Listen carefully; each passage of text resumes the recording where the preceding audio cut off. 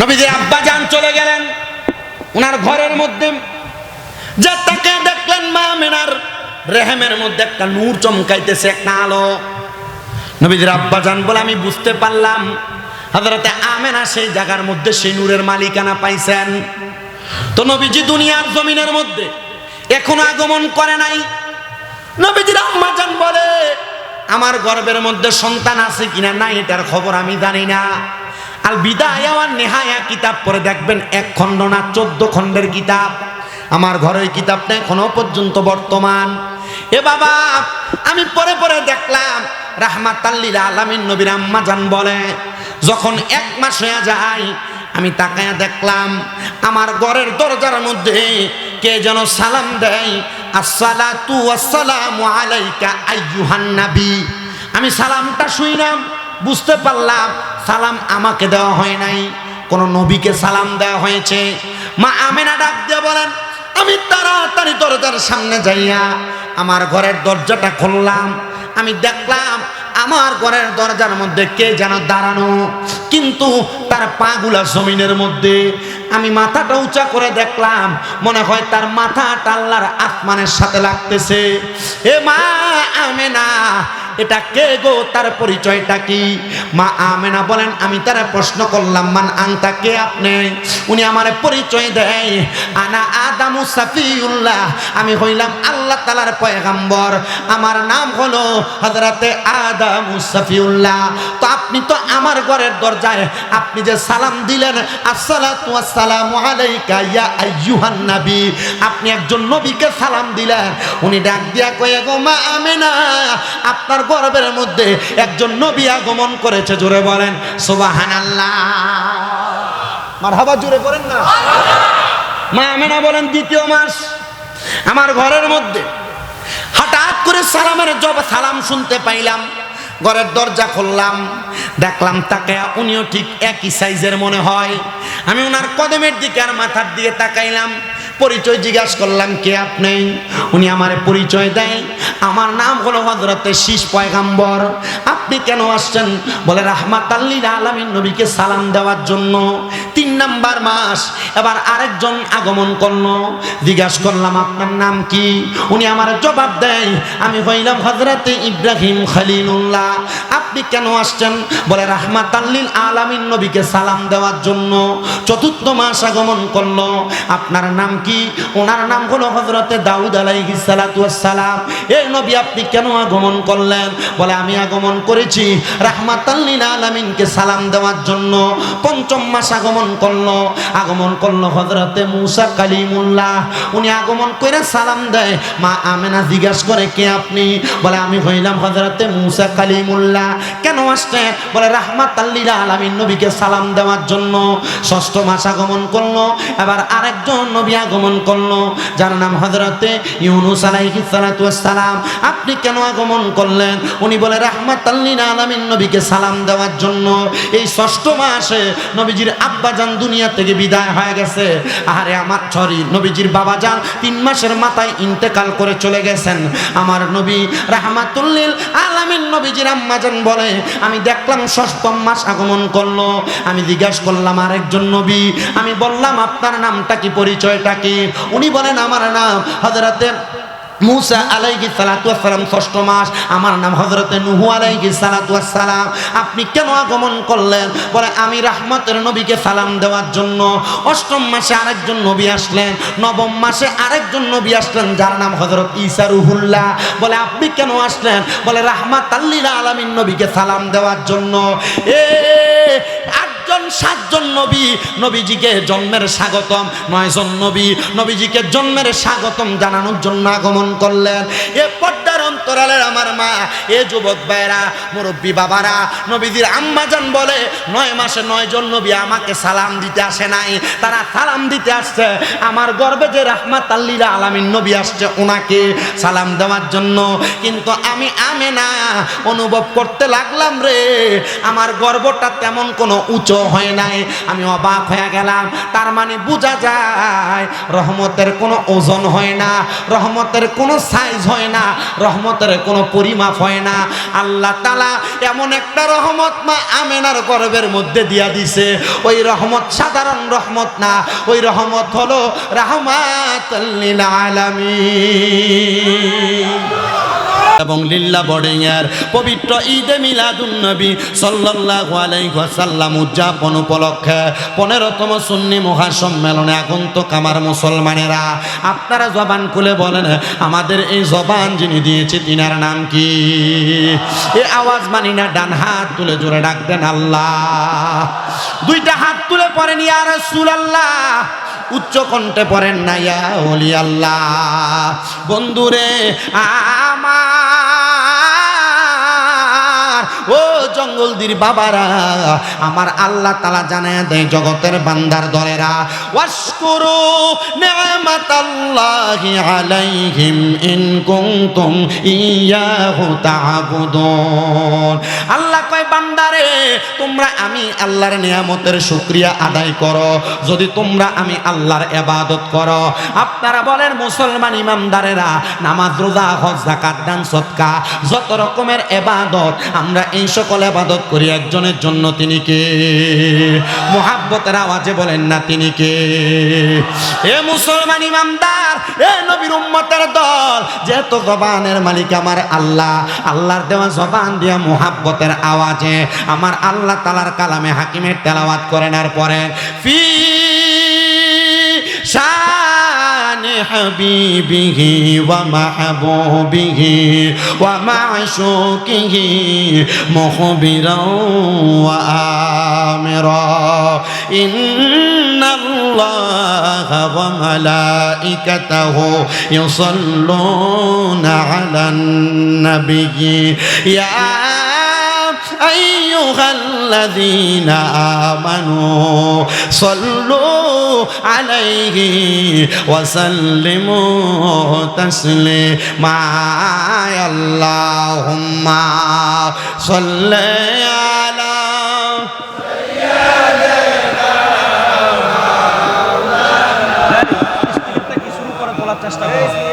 ওয়া আলা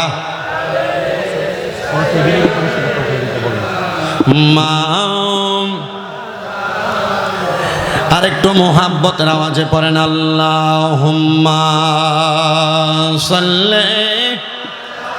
মোহাব্বতে পড়েন, ঈমান তাজা হবে। মাওলানা ওয়া আলা আলি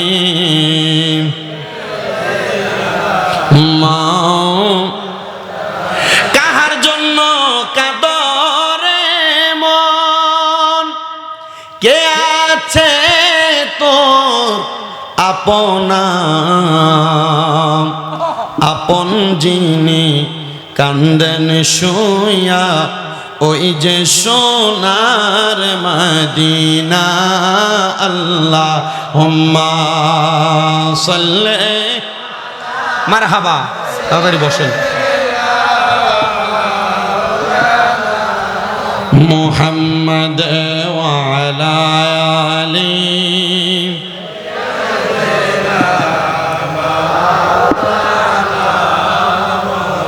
গভীর মনোযোগ, নীরব থাকবেন আমার বাবারা। আপনারা বলেন আমরা যে নবীর উপর দরুদ আদায় করি খুশি হয় কে?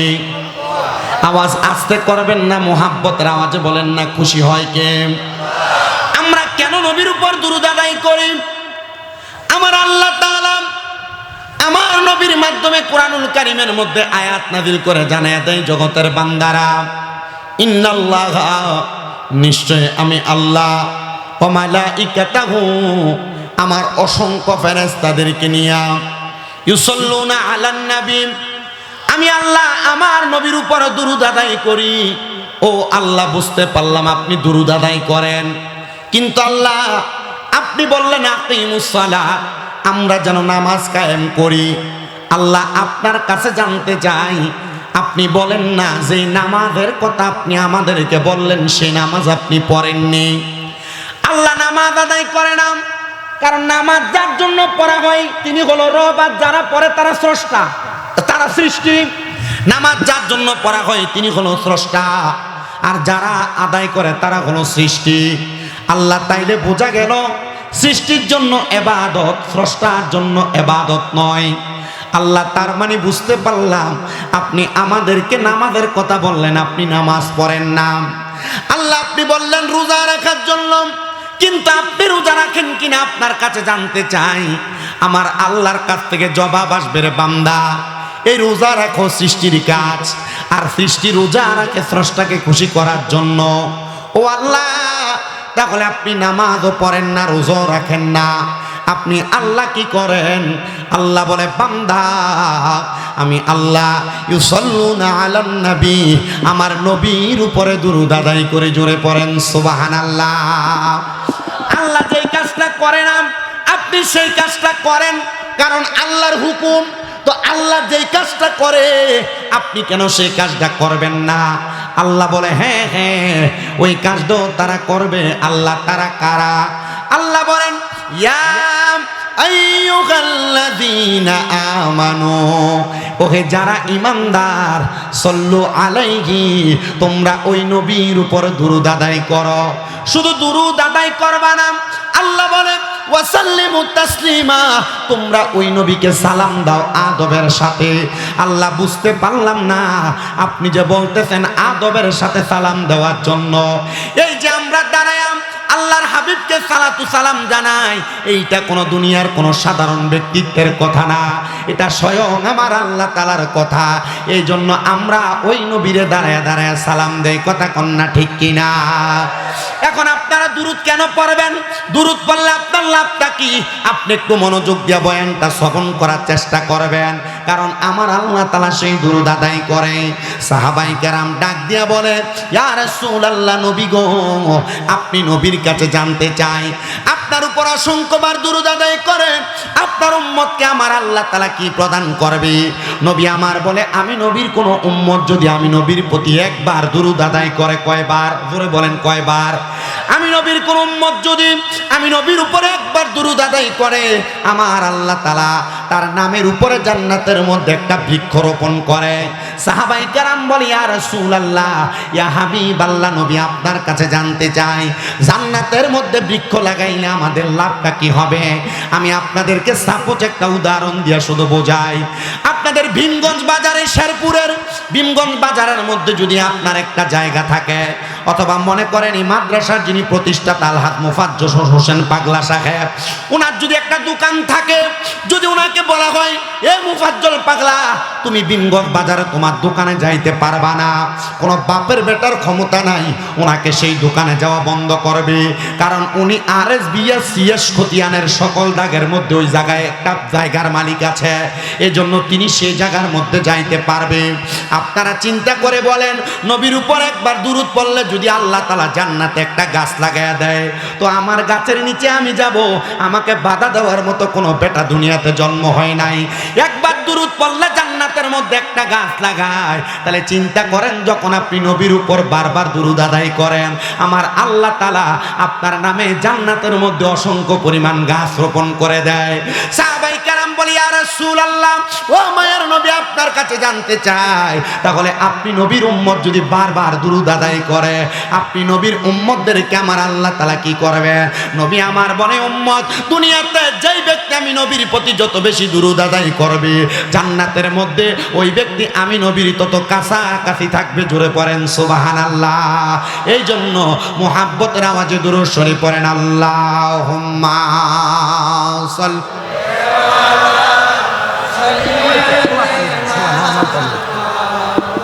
মারহাবা ওয়া আলা আলি সাইয়্যিদিনা। নবীজি আপনার ভালোবাসায় জীবনের গুনাহ ঝরে যায়, নবীজি আপনার ভালোবাসায় ওয়াইসাল করনি জুব্বা পায়, আল্লাহ হুম্মা মারহাবা। জবান বন্ধ রাখবেন না। মা ওয়া আলা আলি সাইয়্যিদ। সবাই একটু জিকির করেন লা ইলাহা, লা কালমা লা ইলাহা ইল্লাল্লাহু লা ইলাহা। আসসালামু আলাইকা ইয়া হাবিবাল্লাহ। লা ইলাহা ইল্লাল্লাহ, লা ইলাহা লা ইলাহা। আল্লাহ ছাড়া মাবুদ নাই, পরের নবীজি ছাড়া ও পাই নাই। বলেন আল্লাহ মাবুদ নাই, বলেন নবীজি ছাড়া ও পাই নাই। ওই নবীকে পাইতে হইলে, ওই নবীকে লে কামেল ওলিদের দয়া চাই। লা ইলাহা ইল্লাল্লাহ, লা ইলাহা। বন্ধু নামাজ রোজা চাই রহনা, কেহ মা বাবার খেদমত চাই রহনা। আমার নবীর দরুদ ভুইল না, আমার নবীর দরুদ। আমার নবীও তোমায় ভুলবে না। লা ইলাহা ইল্লাল্লাহ, লা ইলাহা লা ইলাহা ইল্লাল্লাহ মুহাম্মাদুর রাসূলুল্লাহ সাল্লাল্লাহু আলাইহি ওয়াসাল্লাম। একটা জবানও বন্ধ রাখবেন না, জবান খুলে মুহাব্বতের আওয়াজে পড়ি আলহামদুলিল্লাহ। মুআজ্জাজ সদরে মুহতারাম, দিগার দিনদার ইমানদার মুত্তাকিন মুসল্লিনে কারাম, বিশেষ করে জঙ্গলদি দাখিল নুরানি হাফিজিয়া মহিলা মাদ্রাসুলিল্লাহ বোর্ডিং এর পবিত্র ঈদ মিলাদুন নবী সাল্লাল্লাহু আলাইহি ওয়াসাল্লাম উদযাপন উপলক্ষে 15তম সুন্নি সম্মেলনের সম্মানিত সভাপতি আলহাজ আব্দুল কাদের মেম্বার সাহেব, সম্মানিত সহসভাপতি আলহাজ খলিলুর রহমান আকন্দ সাহেব, সম্মানিত উদ্বোধক আপনাদের ভার্সেস ওয়ার্ল্ড হজ গ্রুপের সম্মানিত ডিরেক্টর মাওলানা গোলাম কাদের কিবরিয়া সাহেব, সম্মানিত সহকারী উদ্বোধক আপনাদের জঙ্গলদির বিশিষ্ট ব্যবসায়ী মোহাম্মদ মমিনুল ইসলাম মমিন সাহেব সহ মাহফিলে আলোচনা তাকরীর করেছেন মুবাল্লিগিন উলামায়ে কেরাম। বিশেষ করে মাহফিল পরিচালনা করছেন কারি মোহাম্মদ জামিন হুসাইন সাহেব, মোহাম্মদ আব্দুল কাইয়ুম সাহেব। উলামায়ে কেরাম, সম্মানিত ডাইনে বা দূর যাচ্ছে আমার দাড়ি পাকা মুরব্বী বাবারাম, যুবক নজওয়ান ভাইয়েরা, ছোট ছোট মাসুম বাচ্চারা, পর্দানশিনী আমার অবলা সরলা মা ও বোনেরা, সবাই বলেন আমরা আজকের জান্নাতের বাগানে আসার বসার ক্ষমতা এবং তৌফিক দান করেছেন একজন, তিনি কে? আল্লাহর নাম নিলে কি সওয়াব হয় না গুনাহ হয়? যদি সওয়াব হয় মোহাব্বতের আওয়াজে বলেন তিনি কে? আল্লাহ চাইলে আমাদেরকে শেরপুরের মেডিকেল হসপিটালে আমাদেরকে রুগী বানায় বেডে বসায় রাখতে পারতেন, শোয়ায় রাখতে পারতেন। আল্লাহ বড় মায়া করেছেন, বড় দয়া করেছেন বিদায় আজকে এই জঙ্গলদির দাখিল নুরানি হাফিজিয়া এবং মহিলা মাদ্রাসার জান্নাতের বাগানে আসার তৌফিক দান করেছেন। সেই শুকরিয়া আদায় করে আপনার এক বাক্যে যাদের জবান আছে তাদের কাছে আমার দাবি আছে, জোশে গোশে মোহাব্বতের আওয়াজে পড়ি আলহামদুলিল্লাহ। আপনারা বলেন এই জান্নাতের বাগান হয়েছে, আপনারা সবাই কি খুশি না বেজার? আপনারা কি জানেন আপনাদের চাইতে আরেকটা দল বেশি খুশি? আমি বেজারের কথা বলছি না, আরেকটা দল সবচাইতে খুশি। তারা কারা? তারা হলো এই এলাকার যত গুরুস্থানের কবরবাসী আছে, তারা কেমন খুশি? আল্লাহর হাবিবের ইবনে মাজাহ শরীফের একটা হাদিস শরীফ পড়ে দেখলাম, নবী বলেন যখন দুনিয়াতে কোনো কোরআন সুন্নাহর বাগান সাজানো হয়, এলাকার কবরবাসীর রুহগুলাকে আল্লাহ উন্মুক্ত করে দেন। আপনার মা কবরে, আপনার বাবা কবরে, আপনার দাদা কবরে, দাদি বংশের মানুষগুলো কবরে শুয়ে আছে, আল্লাহ তাআলা ওই কবরবাসীদের রুহগুলাকে উন্মুক্ত করে দিছে। কবরবাসীর রুহগুলো আজকে এই জঙ্গলদের জান্নাতের বাগান মাদ্রাসার আশেপাশে ঘুরতেছে। আর ভিক্ষুক যেইভাবে ভিক্ষা চায়, আপনাদের কাছে এভাবে ভিক্ষা চায়, ও সন্তান, ও নাতি, আমার জন্য একটু দোয়া করো। আপনি যখন দোয়া করবেন, আল্লাহ তাআলার এই বান্দারা কবরে যায় দেখবে তাদের কবরের আযাব মাফ। যারা এখনো পর্যন্ত জান্নাতের বাগানে আসে নাই, তারা যায় দেখবে আল্লাহ তাআলা তাদের কবরের আযাব মাফ করে নাই। আল্লাহর কাছে জিজ্ঞাসা করবে, আল্লাহ আমার কবরের আযাব কেন মাফ করেন নাই?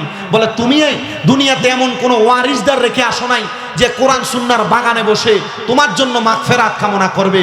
আল্লাহ তাআলার কাছে লাখ লাখ শুকরিয়া, আমরা যারা জান্নাতের বাগানে বসেছি, আমরা আমাদের বংশের যারা বংশের মানুষ কবরস্থ, তাদের জন্য মাগফিরাত করার ক্ষমতা, মাগফিরাত কামনা করার তৌফিক আল্লাহ আমাদেরকে দিয়েছে। সবাই উচ্চ কণ্ঠে বলি আল্লাহুম্মা আমিন। গভীর মনোযোগ দিবেন। ডাইনে বামে যাচ্ছি না আমার বাবারা, যেহেতু মাহফিলটার প্রথমে লেখা হয়েছে পবিত্র ঈদে মিলাদুন নবী সাল্লাল্লাহু আলাইহি ওয়াসাল্লামের মাহফিল। আপনারা মনে রাখবেন, আমি আপনাদের কাছে এই ঈদে মিলাদুন নবী সাল্লাল্লাহু আলাইহি ওয়াসাল্লাম শব্দটার আগে একটু ভঙ্গানুবাদ করে দিয়ে আপনারা বুঝতে পারবেন। আপনারা সবাই জানেন ঈদ শব্দটার বাংলা অর্থ হলো খুশি, আর মিলাদ শব্দের অর্থ হলো জন্ম, আর নবী শব্দের অর্থ হলো মিলাদুন নবী শব্দটা মুরাক্কাব। মিলাদুন নবী শব্দটার যৌগিক অর্থ হলো নবীর জন্ম, আর ঈদে মিলাদুন নবী মানে হলো নবীর জন্মের খুশি।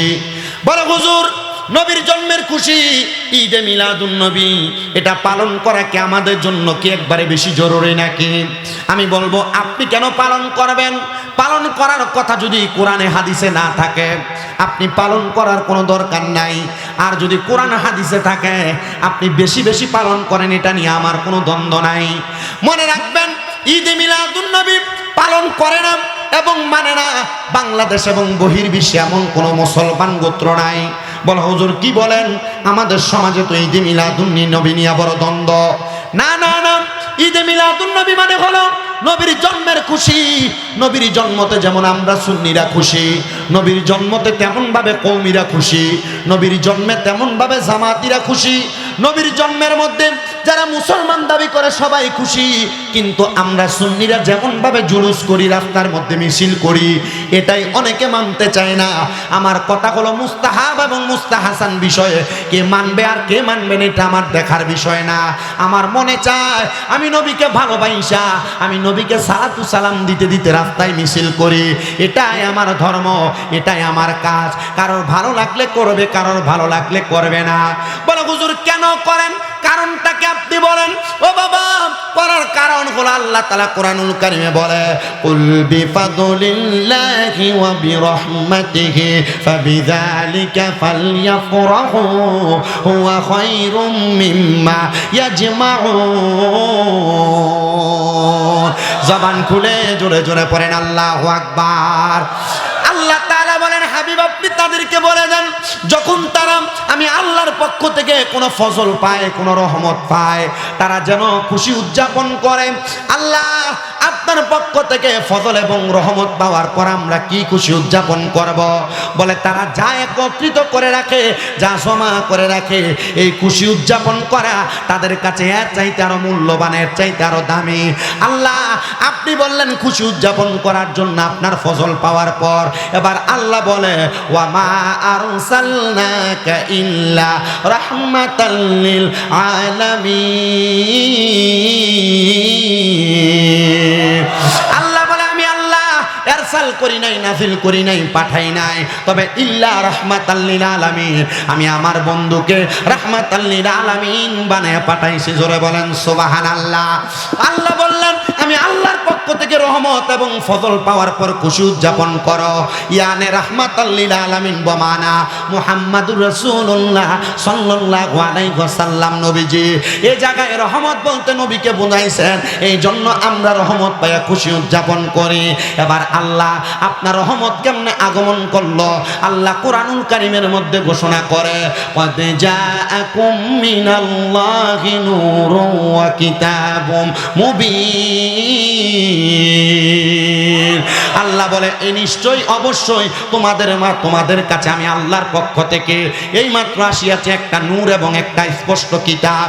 আল্লাহ এই নূর দিয়ে আপনি কি বুঝাইলেন? বাবা বেশি উপরের ক্লাসের কোনো কিতাব পড়া লাগবে না, মাদ্রাসা লেভেলের মধ্যে যে তাফসিরের কিতাব পড়ানো হয় ওই তাফসিরের নাম হলো তাফসিরে জালালাইন শরীফ। ওই তাফসিরে জালালাইন শরীফের মধ্যে এই শব্দ নূর দ্বারা বোঝানো হয়েছে, ইয়ানে নূরুম বামানা মুহাম্মাদুর রাসূলুল্লাহ সাল্লাল্লাহু আলাইহি ওয়াসাল্লাম। জোরে সরে পড়ি সুবহানাল্লাহ। আল্লাহ বললেন আমি আল্লাহর পক্ষ থেকে তোমাদের নিকটে মাত্র এসেছে একটা নূর, আর এই নূর হলো মুহাম্মাদুর রাসূলুল্লাহ সাল্লাল্লাহু আলাইহি ওয়াসাল্লাম। বলো হুজুর কেমনে নূর? আমরা জানতে চাই। এবার এই নূরের একটা প্রমাণ দেয় নবীজির কলিজার টুকরা আম্মা জান। উনি বলেন আমার সন্তান মুহাম্মাদুর রাসূলুল্লাহ সাল্লাল্লাহু আলাইহি ওয়াসাল্লাম নবী যখন আমি আমেনার রেহেম থেকে যখন দুনিয়াতে গর্ভপাত হয়, জন্ম হয়, আমি আমেনা তাকে দেখলাম। আমি আমেনার ঘর থেকে শাম দেশের বড় বড় রাজপ্রাসাদ গুলা আমি আমার চোখ দিয়া দেখতেছি।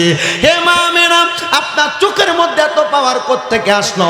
মা আমেনা বলে এটা আমার চোখের পাওয়ার না, এটা আমার সন্তান মুহাম্মাদুর রাসূলুল্লাহ নূরে মুহাম্মদীর পাওয়ার। আর এই পাওয়ার দিয়া মক্কা নগরী থেকে মা আমেনা শাম দেশের বড় বড় রাজপ্রাসাদ গুলা দেখেছে। এই হলো 2 নাম্বার প্রমাণ।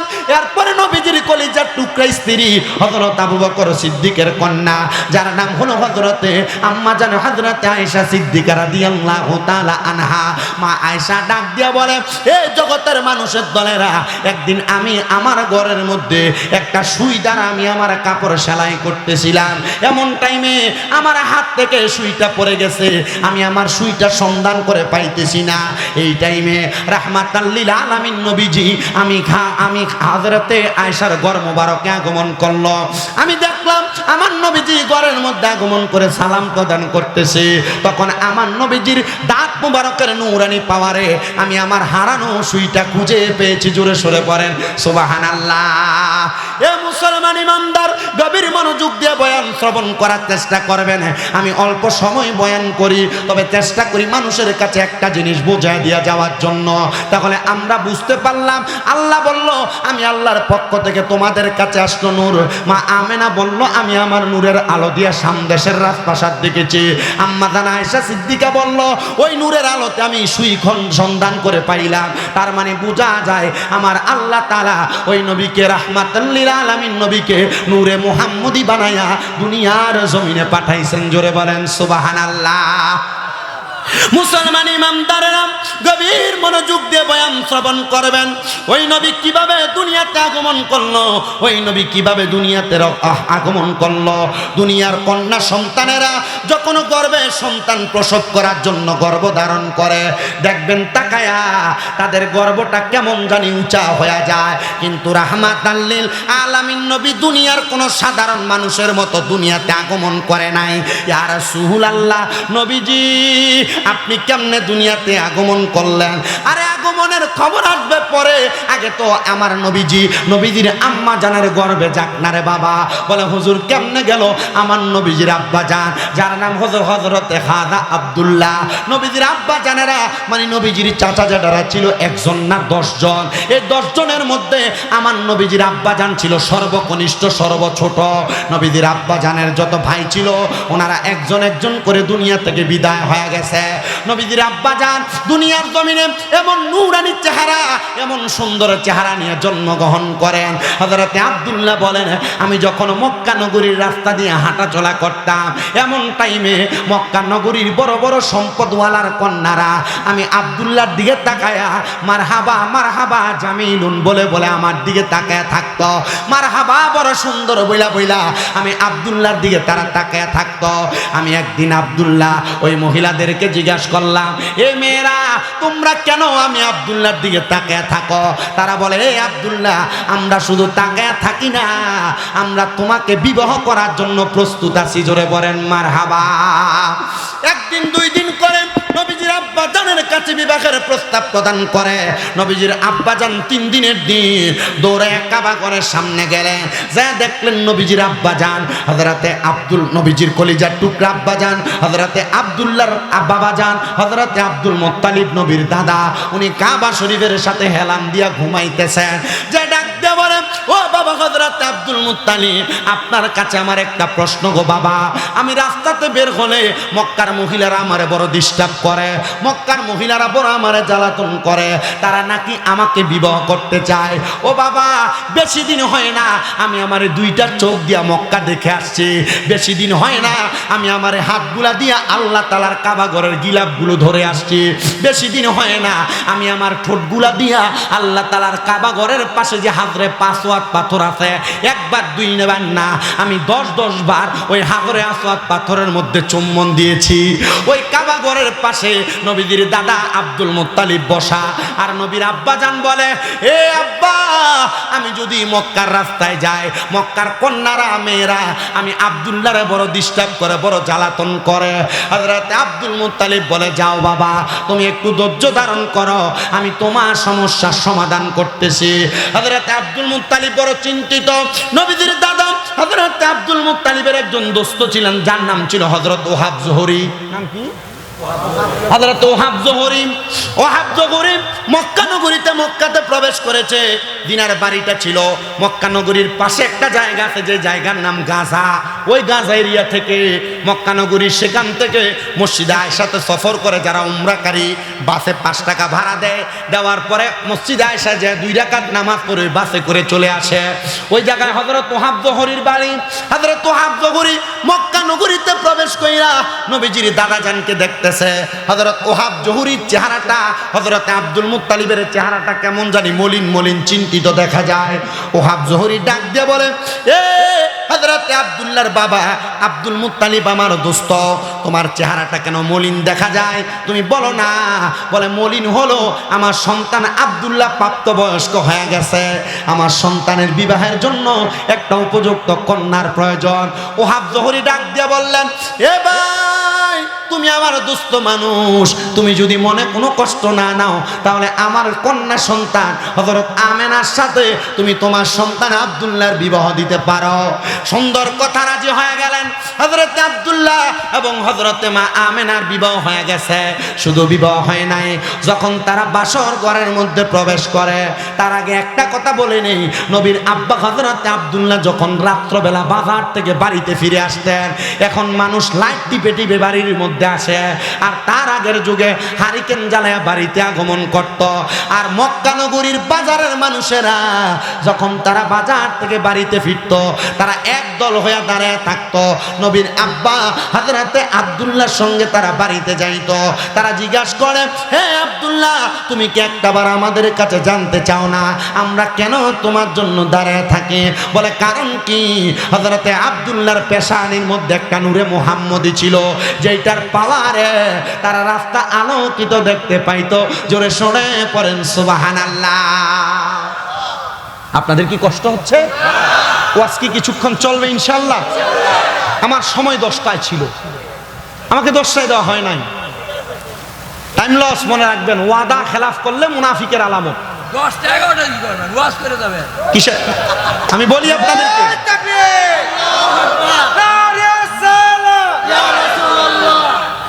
মানুষ এমনি এমনি মুফাজ্জল পাগলা নাম দেয় নাই। আসলে আমাকে 12টায় দিল কিছু মনে করতাম না। আমি আপনাদের কাছে স্বাভাবিক অবস্থায় আসি নাই। বাড়িতে আমার আম্মা যেন অসুস্থ, আজকে 4 মাসের উপরে পিএলআইডি অপারেশন হওয়ার পর বিছানায় পড়ে আছে, হাঁটতে খুব কষ্ট হয়। প্রথম 2 মাস আমার আম্মা জান যে বিছানায় ঘুমাইছেন, আমি তার পাশে নিচে ঘুমাইছি। আমি আমার আম্মা জান কখন ডাক দেয় তার জন্য রাত্রে ভালো করে ঘুমাইতে পারি নাই। আমি এখানে আসার আগে আমার ছোট ভাইকে ফোন দিছি, কই আসো? মাদ্রাসায়, তাড়াতাড়ি বাড়িতে আসো। আব্বারে জিজ্ঞাসা করছি, কোথায় আছেন? কুমিল্লা বিবির বাজার, তাড়াতাড়ি বাসায় আসেন। ওনাদেরকে বাড়িতে ঢুকাইছি। আমার আম্মা জানের খেদমত করে নরসিংদীর আমার এক ভক্ত বেলাবুতে বাড়ি, উনিও আছেন, উনিও খেদমত করে ওনার শাশুড়ি সহ আমার আম্মা জানের। মাঝে মাঝে ওনাদেরও যদি অপরাগ হয়, কুমিল্লা বরুড়া, কুমিল্লা হোমনার অনেক মহিলারা আছেন আমার আম্মার খেদমত করে। আমার তো ভক্তবৃন্দ আছে, এরা আমার আম্মার খেদমত করে। তবু আমার কাছে একটু মনে টান লাগে, আমি সন্তান, কেমনে আমার মাটারে ফালায় আমি দূরে যাই। তবু চলে আসি। আমার ভাই মাওলানা ফয়সাল আহমদ শেরপুরি সাহেব দাওয়াত করেছেন, আপনারাও ওনার সম্মান রক্ষা করবেন। এই সম্মানে আমি আপনাদের কাছে উপস্থিত হয়েছি। আমি আমার নির্দিষ্ট টাইমের পূর্বে এখানে উপস্থিত হয়েছি, তবুও চেষ্টা করছি আপনাদেরকে বয়ান শ্রবণ করানোর জন্য। আপনারা বলেন, নবীজির আব্বাজানের বিবাহ থেকে জন্মলগ্ন পর্যন্ত যতটুক ঘটনা হয়েছে আপনারা কি শুনতে চান? কথা বলেন, শুনতে চান? আমি ইনশাল্লাহ বলার চেষ্টা করব। আল্লাহ আমাকে বলার, আপনাদেরকে শোনার তৌফিক দান করুন। সবাই পড়েন আল্লাহুম্মা আমিন। সবাই তার পূর্বে একটু মুহাব্বতে দরুদ শরীফ পড়েন আল্লাহুম্মা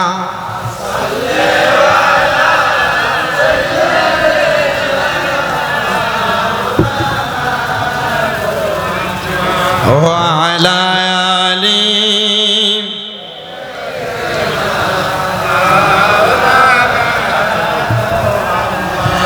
আশিকরে আল্লাহ কই জিবরাইল শোনো না, আসমান সাজাও জমিন সাজাও, আসমান সাজাও জমিন সাজাও, সাজাও বেহেশত খানা, ইমানদারগণ মাহফিল করোনা, বলেনি দে মিলাদুন নবীর মাহফিল প্রথমে করেছেন রাব্বানা, ইমানদারগণ মাহফিল করোনা। পাগল রে সূরা আল ইমরানে আল্লাহ করেছেন ঘোষণা, মিলাদুন নবী পালন করতে, মিলাদুন নবী পালন করতে অঙ্গীকার করলেন রাব্বানা, ইমানদারগণ জুলুস কর না আল্লাহুম্মা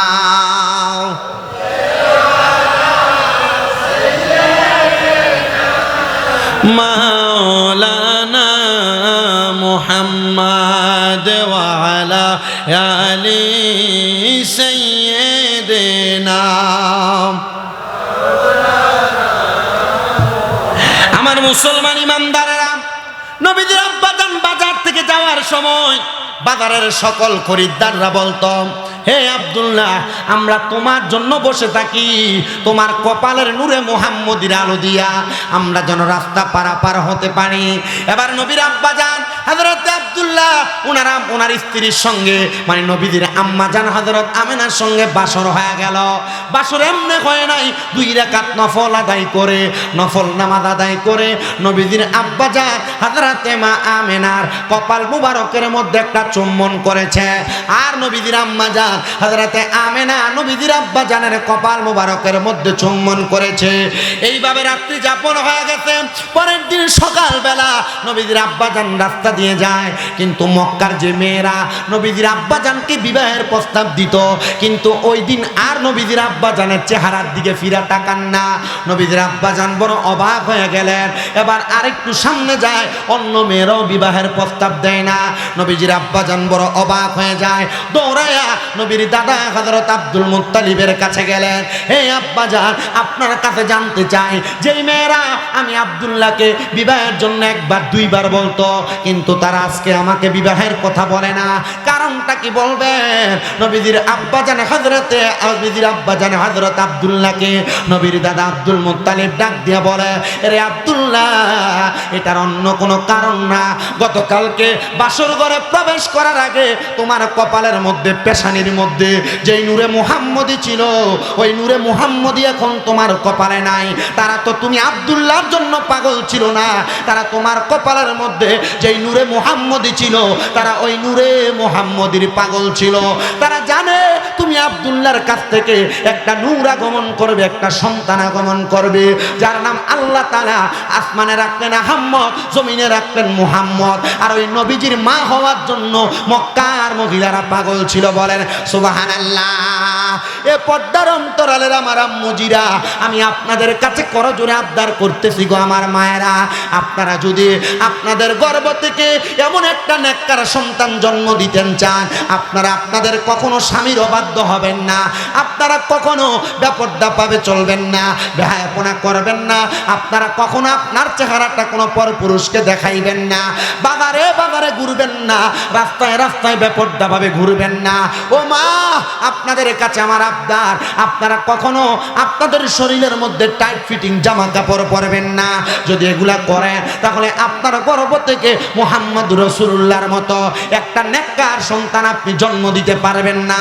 আপনি দুনিয়াতে এমন সন্তান জন্ম দিবেন যেই সন্তান বড় হওয়ার পর আপনি মারে ভাত দিবে না, আপনি মাকে আপনি বাবাকে বুড়া বুড়ি বলে ডাকবে। এবার আপনারা বলেন, একটা নেককার সন্তান জন্ম দেওয়ার জন্য মা বোনদেরকে পর্দা পশিদায় চলার দরকার আছে না? না, কষ্ট হচ্ছে আপনাদের? সময় কম, অল্প সময় কথা বলে আমি বিদায় নিই। আপনারা মনোযোগ দিবেন একটু।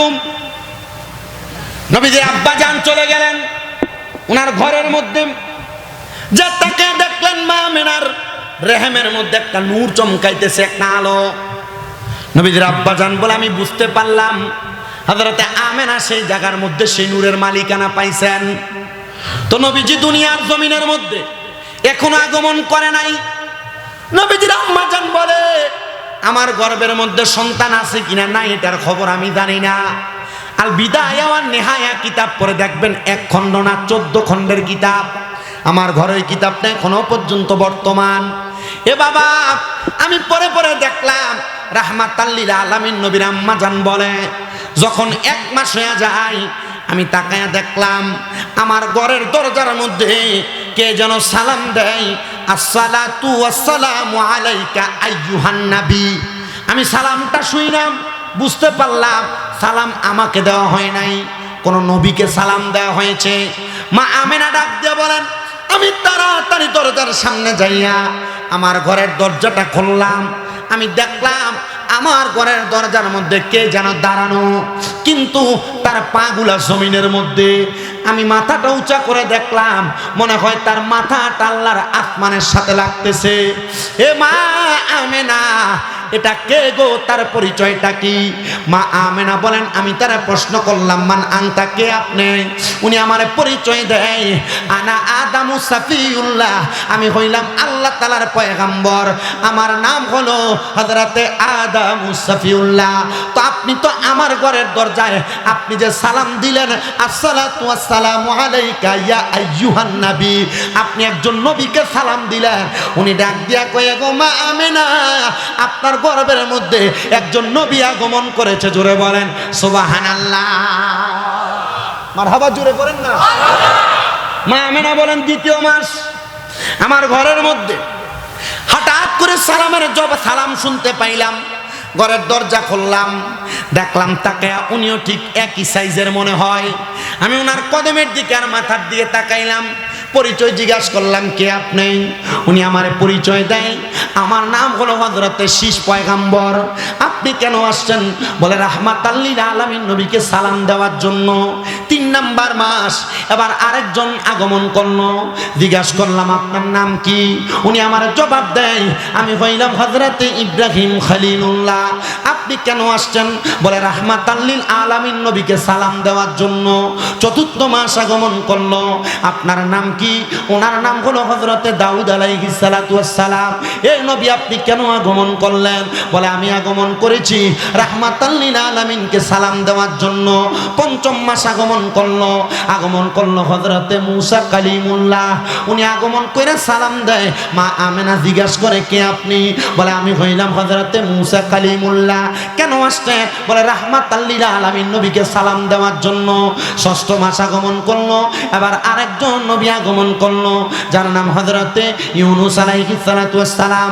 আপনি কেন আগমন করলেন? উনি বলে রাহমাতাল লিল আলামিন নবীকে সালাম দেওয়ার জন্য। এই 6ষ্ঠ মাসে নবীজির আব্বা জান দুনিয়া থেকে বিদায় হয়ে গেছে। আরে আমার নবীজির বাবা জান 3 মাসের মাথায় ইন্তেকাল করে চলে গেছেন।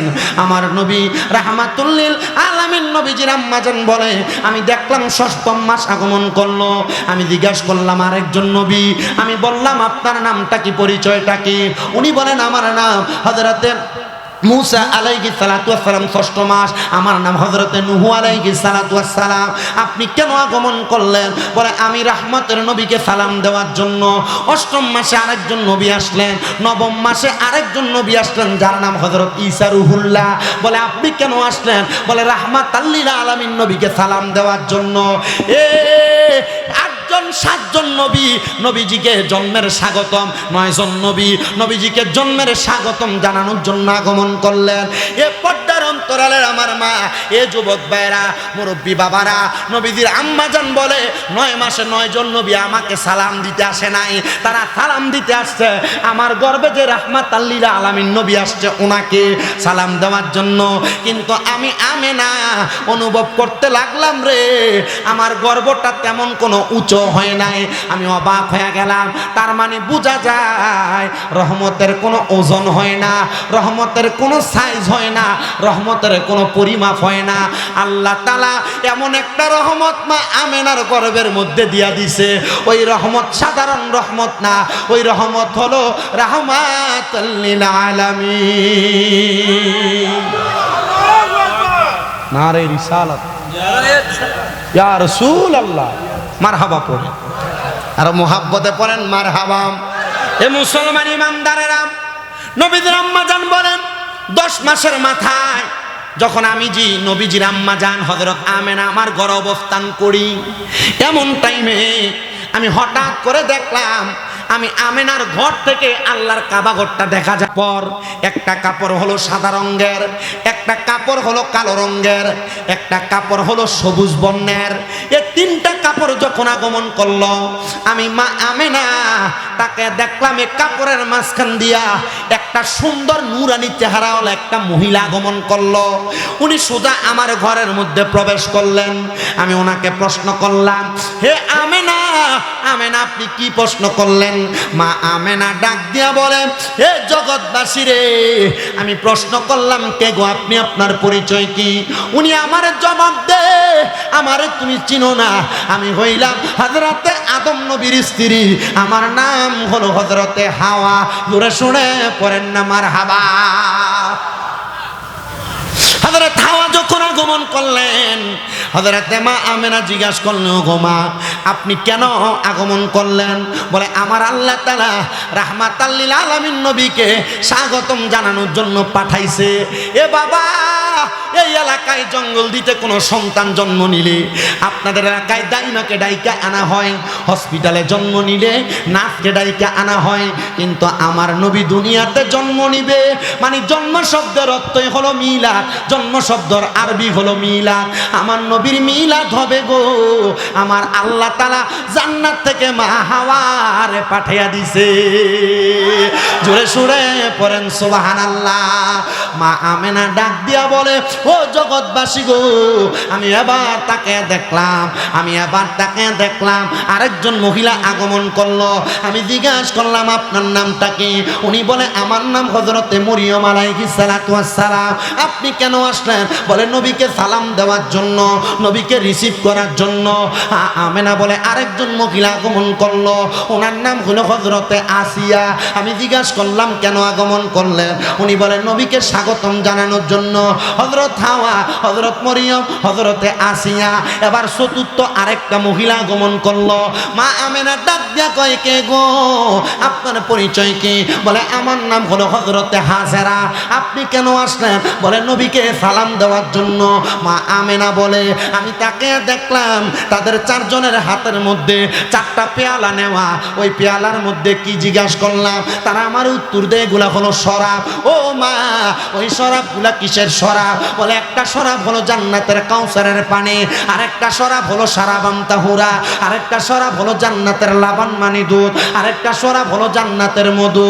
মা গো, এই শরাবটা আপনি আমারে কেন পান করাইবেন? বলে শরাবটা পান করাইব আপনি যেন রাহমতের নবীকে দুনিয়াতে সুন্দর করে স্বাগতম জানায় আনতে পারেন। এই শরাবটা পান কইরা যখন নবীজির আম্মাজান চোখটা বন্ধ করছে গো, আমার রাহমাতাল লিল আলামিন নবীজি দুনিয়াতে আগমন করছে। ওই সময় অন্য কোনো সময় না, রবিউল আউয়াল মাসের 11 তারিখ দিবাগত রাত, 12 তারিখ সুবে সাদেকের মুহূর্তে আমার রহমতের নবী আগমন করলেন। আশেক বলে জান্নাত থেকে হাওয়া আসিয়া মরিয়ম হাজেরা মিলাদুন নবী পালন করতে আসিলেন ধরা। হায়রে আসলেন নবী পোশাকে পরা। দুনিয়ার সন্তানকে পোশাক পরে আগমন করে? তাহলে রাহমাতাল লিল আলামিন নবী পোশাক পরে কেমনে দুনিয়াতে আগমন করলো? ইতিহাস গ্রন্থ পড়েন না, শুধু শুধু বক বক করেন। আপনি বলতেছেন মিলাদুন নবী কি? নবী তো দুনিয়াতে আমাদের মতো সাধারণ মানুষ হয়ে আগমন করছে। বাবাজি সাবধান, সতর্ক, নবীর ব্যাপারে কোনো মন্তব্য করার আগে চিন্তা করে করা লাগবে। কথা কোন ঠিক কিনা? বলে হুজুর নবী তো আমাদেরই মতো, আল্লাহ না কোরআনে বলছে কুল ইন্নামা আনা বাশারুম মিসলুকুম ইউহা ইলাইয়া। নবী আপনি তাদেরকে বলে দেন আপনি তাদের মতো একজন মানুষ, পার্থক্য হলো নবী আপনার নিকট ওহী আসে, তাদের নিকট আসে না। এই আয়াত কিসের জন্য নাযিল হয়েছে এই মৌলবী বুঝে না। এই আয়াত কেন নাযিল হয়েছে মৌলবী বুঝে না। এই আয়াত নাযিল হয়েছে কাফেরদেরকে সালিশ করে ইসলামের দিকে আনার জন্য। কেন? কাফেররা যখন রহমতের নবী যখন বিভিন্ন রকম ভাবে মানুষকে দাওয়াত দেয়, কাফেররা একটা ফোন দিয়ে আসছে মুহাম্মদ জাদু করে। মুহাম্মদ কি করে? নাউজুবিল্লাহ, কি দূরে বলবেন না? মুহাম্মদ কি করে? মুহাম্মদ কি জাদু করে? নাউজুবিল্লাহ, জোরে পড়ে না তো। তখন মালিক বিন হাবিব এক লোক ওই এলাকার সবচাইতে বড় জাদুগির ছিল। তখন মালিক বিন হাবিবকে পাঠাইছেন, যাও মুহাম্মদকে পরীক্ষা করো, যদি তুমি তোমার কোনো জাদুর ফেরে তুমি যদি মুহাম্মদকে হারাইতে পারো তাহলে তোমার জন্য বড় পুরস্কার। মালিক বিন হাবিব বলে আমার তো বড় একটা চিন্তা, আমার ঘরের ভিতরে অন্য কোনো চাহিদা নাই, আমার একটা চাহিদা।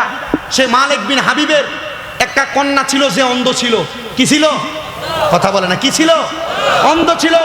মালিক বিন হাবিব বলে এই মক্কার কাফের, তুমি আমাকে বলছো মুহাম্মদকে যদি আমি লাঞ্ছিত করতে পারি, তুমি আমার কন্যাকে যদি চোখ বালা করে আইনা দিতে পারো তাহলে আমি তোমার এই প্রস্তাবে রাজি। বলে ঠিক আছে, তুমি মুহাম্মদকে বেয়াসুতি করো, তাহলে তোমাকে তোমার কন্যাকে সুস্থ করে দেওয়া হবে। মালিক বিন হাবিব হাতের মুঠের ভিতরে অনেকগুলা পাথর নিছে, নুড়ি পাথর। কি পাথর? নুড়ি পাথর নিয়ে মুহাম্মদ সাল্লাল্লাহু আলাইহি ওয়াসাল্লামের কাছে গেছেন।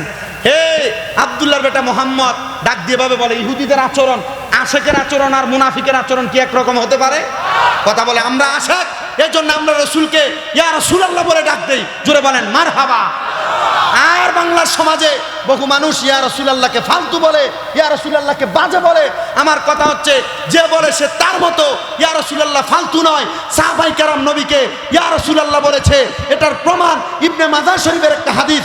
রাসূল সাল্লাল্লাহু আলাইহি ওয়াসাল্লাম সাহাবায়ে কেরাম নবীকে বলে ফাকালা ইয়া রাসূলুল্লাহ সাল্লাল্লাহু আলাইহি ওয়াসাল্লাম, সাহাবায়ে কেরাম বলে ইয়া রাসূলুল্লাহ আপনি জবাব দেন ও নবী, আইয়ুল ইসলামা খায়রুন, ইসলামে উত্তম ব্যক্তিকে?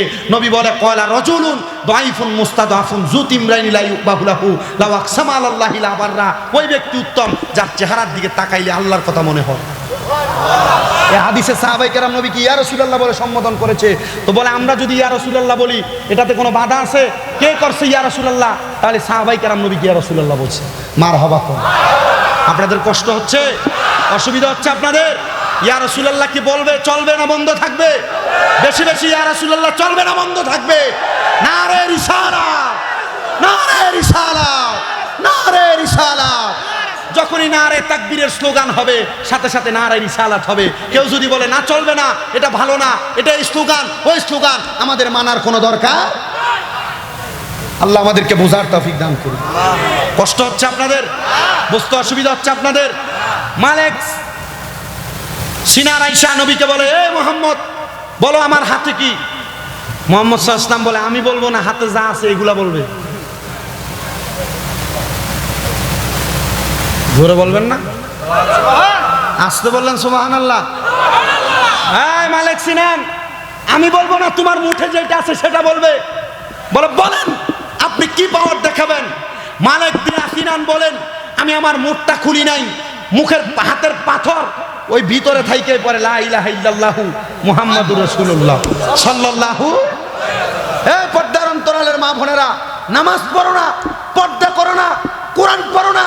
এ মা, এমন একটা নবীর কালেমা পড়েছো যেই নবীজি যদি বলে আমি তোমাকে চিনি না, তোমার কোনো উপায় নাই। ওই নবীর কালেমা পড়ে নামাজ কেমনে ছাড়ো? ওই নবীর কালেমা পড়ে রোজা কেমনে ছাড়ো? ওই নবীর কালেমা পড়ে কোরআন পড়া কেমনে ভুইলা গেলা? আম্মা এই নবীর কোরআন পড়ে কেমনে ব্যাপারটা ঘুরো, পরপুরুষের সামনে যাও। আম্মা আবদার করি আপনাদের কাছে, মনে রাখবেন আল্লাহ নবী বলে একটা মহিলার কারণে 4 প্রকার পুরুষ মানুষ দোজখে যাবে।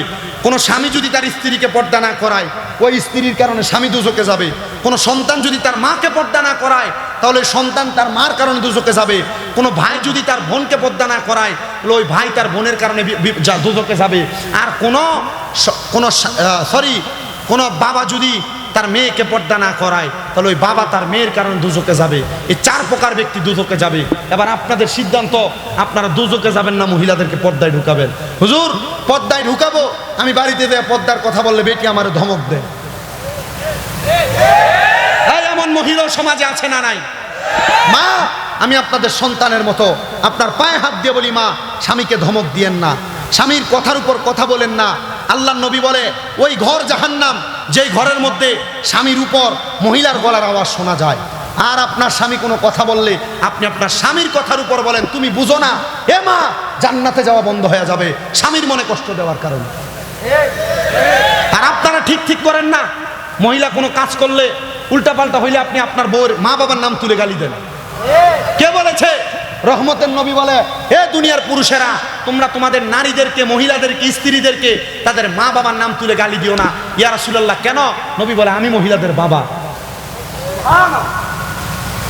আপনি আপনার মহিলার স্ত্রীর যখন গালি দেন, উমুক মারানি জি দেন কিনা, তখন গালি যে কার উপরে পড়ে? নবীর উপরে পড়ে। গালি দেওয়া থেকে বিরত থাকবেন। মা বোনদেরকে বলবো, স্বামীর ইজ্জত করবেন, সম্মান করবেন, তাজিম করবেন। আপনাদের কষ্ট হচ্ছে বাবা, আমার ওয়াজ এমনই, আমার ওয়াজ অল্প কিছুক্ষণ সময় দেখেন, আমি অনেকগুলো বিষয় আপনাদেরকে টাচ দিচ্ছি। যদি আপনাদের কষ্ট হয় আল্লাহর হস্তে ক্ষমা করে দিবেন। আমি দোয়া করি আমার এই মুফাজ্জল পাগলার জন্য, আমি দোয়া করি এই মাদ্রাসায় যারা 1 টাকা থেকে শুরু করে 1000 লাখ লাখ টাকা দিয়ে মাদ্রাসা জান্নাতের বাগান সাজিয়েছেন, আপনারা জানেন না এই মাদ্রাসা জান্নাতের বাগান আপনারা এলাকাবাসীর জন্য কত বড় নাজাতের একটা ফয়সালা। আর যদি জানতো, জঙ্গলদির মানুষ এখনো পর্যন্ত ঘরে থাকতো না। আলহামদুলিল্লাহ, আল্লাহ আমাদেরকে আসার তৌফিক দান করেছেন।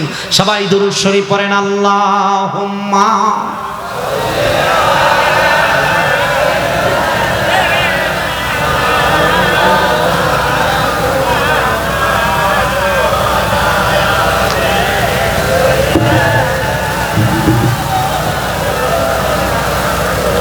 কোথায় রইলেন মায়ার নবীজি, আমাদেরকে ছাড়িয়া? আপনি বিনে কি লাভ হবে এই ধরাতে বাঁচিয়া? আল্লাহুম্মা। মোহাব্বত নিয়ে পড়েন, ঈমান তাজা হবে।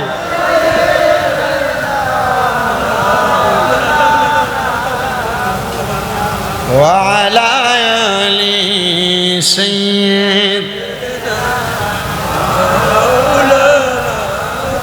পড়েন, সালাতু সালাম জানাই, দুরূদ সালাম জানাই আপনার পরে নবী গো, আমরা গুনাহগারে বলেন সালাতু সালাম জানাই, দুরূদ সালাম জানাই আপনার পরে নবী গো। সালাম আমরা গুনাহগারে গো জানাই, আমরা গুনাহগারে, সালাম আমরা গুনাহ জানাই, আমরা গুনাহগারে নবী গো, আমরা। ও নবী আপনি তো খোদার বন্ধু, আমায় পার কইরা দেন বব সিন্ধু গো।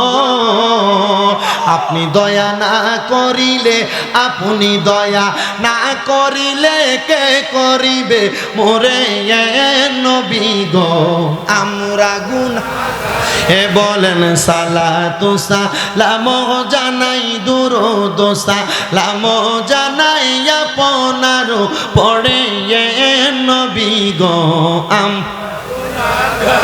ও নবী মদিনার পাক মাটিতে, আরে স্বর্ণের একটি মিম্বর আছে গো, আরে সে মিম্বরে খুতবা দিতেন, সে মিম্বরে খুতবা দিতেন দিনের নবী মুস্তাফা। তোমরা যদি যাও গো মদিনা, বলেন সালাতু সালাম জানাই, দুরূদ সালাম জানাই আপনার পড়ে নবী গো, আমরা। মুসলমান, হে নবীর উম্মতের দল, ওই মালিক সিনান বলে, রে মুহাম্মাদুর রাসূলুল্লাহ, কি জাদু দেখাইলা রে, তোমার জাদুতে আমি পাগল পারা হয়ে গেলাম। মুহাম্মাদুর রাসূলুল্লাহ বলে, নবীদের দ্বারা যদি কোনো অলৌকিক ঘটনা ঘটে, এটা জাদু না, এটারে আমার আল্লাহ বলছেন মুজিজা। জোরে শুনে পড়েন সুবহানাল্লাহ। তাসাউফ তত্ত্ব তরিকতের কিতাব পড়ে দেখলাম, কোন আল্লাহর ওলি দ্বারা যদি কোনো অলৌকিক ঘটনা ঘটে, এইটাকে বলা হয় কারামত। কন্যা কথা কয় না, কি বলে? আল্লাহর ওলিদের দ্বারা কোনো যদি অলৌকিক ঘটনা ঘটে সেটা কারামত, নবীদের দ্বারা অলৌকিক ঘটনা ঘটলে মুজিজা। কারামতে আউলিয়াও হাক্কুন, ওলিদের কারামত সত্য, মুজিজায়ে নবিয়া হাক্কুন, নবীদের মুজিজাও সত্য। ও নবী গো, বুঝতে পারলাম এটা আপনার মুজিজা, তাহলে আপনি বলেন না ও মুহাম্মাদুর রাসূলুল্লাহ, আপনি আর কি জানেন? বলে, অন্য কোনো কিছু না রে, আমি আরেকটা জিনিস জানি রে, তোমার বাড়িতে তোমার কন্যা সন্তানটা চোখ দিয়ে দেখতে পারে না, আমি মুহাম্মাদুর রাসূলুল্লাহ দোয়া করে দিলাম, আমার দোয়ার বরকতে আল্লাহ তোমার কন্যার চোখ ফিরিয়ে দিছে, যায় দেখো। ওই মালিক সিনান বলে, আমি বাড়িতে যেয়ে দেখলাম আমার চোখ কানা মাইয়াটা চোখ দিয়া দেখতেছে। তার মানে বোঝা যায় আদ-দুআ উলাইয়া আত-তাকদির উলাইয়া রুদ্দু, মানুষের তাকদির কোনোদিন পরিবর্তন হয় না, ইল্লা বিদ-দুআ, দোয়ার মাধ্যমে পরিবর্তন হয়ে যায়। জোরে শুনে পড়েন মারহাবা। এই জন্য আপনারা যারা মুরব্বী আছেন আমাদের জন্য দোয়া করবেন, আপনারা যারা ছোট আছেন আপনারা সব সময় মুরব্বীদের কাছে দোয়া চাইবেন। মুরব্বীরা জেনে হোক না জেনে হোক মাঝে মাঝে আমাদেরকে ধমক দেয়, মুরব্বীদের কথার উপর আপনি টক্কর দিবেন না। মুরব্বীরা যেভাবেই ধমক দিক, মুরব্বীরা যেভাবে বলুক, মুরব্বীরা কিছু না কিছু বুঝে বলছে। এই কথা বলেন না কেন? আমাদের সমাজে এমন অনেক ছেলেরা দেখা যায়, মুরব্বীরা তাদেরকে বিভিন্ন বিষয়ে ডাক দিলে ঘাড় পাক দিয়ে দাঁড়ায়। আপনি কি বুঝেন? এই কথা বলেন না কেন? এরা বেয়াদব, এরা বেয়াদব, এরা সমাজের নোংরা আবর্জনা। যারা মুরব্বীদের সাথে বেয়াদবি করে, মুরব্বীদের সাথে বেয়াদবি করবা না, মুরব্বীদের সাথে আদব রক্ষা করবা। আমি আমার এই শেরপুরের জঙ্গলদি মাদ্রাসার সব ছাত্রদেরকে বলবো, মাদ্রাসার ছাত্রীদেরকে বলবো, কখনো উস্তাদদের সাথে বেয়াদবি করবা না। আমার এক উস্তাদ আমাদেরকে একটা বাক্য শিখিয়ে দিছে, আল আদাবু খায়রুম মিনাজ যাহাবি ওয়াল ফিদ্দাতি, আদব হলো স্বর্ণ এবং রূপার চাইতে উত্তম।